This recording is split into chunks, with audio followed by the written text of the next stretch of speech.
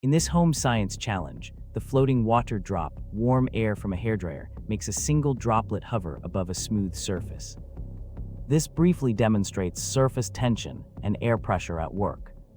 Steps: place a clean, shallow tray of water on a stable table, set the dryer to low, and hold it 2 inches above the surface.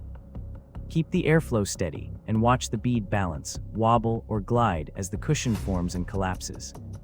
The outcome is a shimmering bead suspended midair, showing that science can be visible, hands-on, and endlessly curious.